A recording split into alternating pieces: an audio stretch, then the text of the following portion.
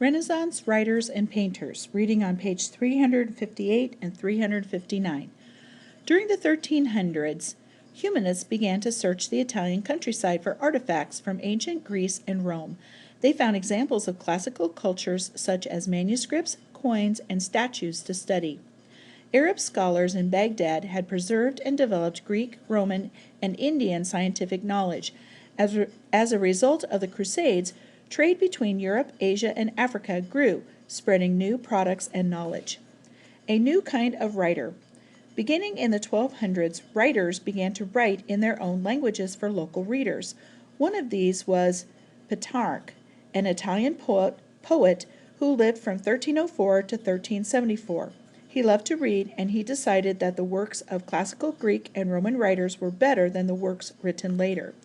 Petrarch wrote in Italian, but translations made him the most famous poet in Europe.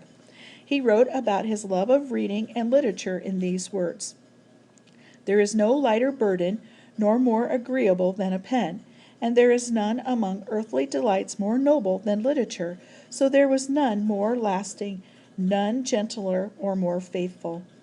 Another Renaissance writer was Christian de Pizan, who was born in Venice in 1368 but spent most of her life in France. Most women writers of the Renaissance wrote about personal subjects such as family or friendship. Christine de Pizan wrote poems, histories, and political commentaries. The Florentine Nicola Machiavelli, who lived from 1468 to 1527, wrote many books about government. His most famous book, The Prince, gives advice to rulers on how to rule their governments efficiently. Artists of the Renaissance. Renaissance painters in Italy and the Netherlands also studied ancient Greek and Roman artifacts. One of the skills they learned was a drawing technique called perspective. This technique seems to create 3 dimensions on the flat surface of a painting. Perspective made Renaissance paintings seem more realistic than paintings of the Middle Ages. Renaissance painters also changed the subjects of their art.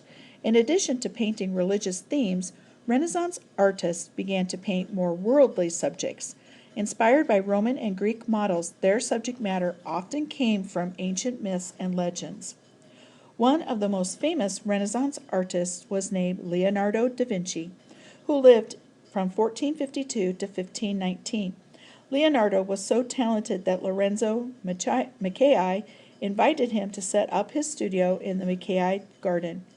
The young painter often followed people around Florence and then went back to his studio to paint them from memory. Leonardo was a very talented painter, but painting was only one of his interests. He also studied engineering, music, and the natural world around him.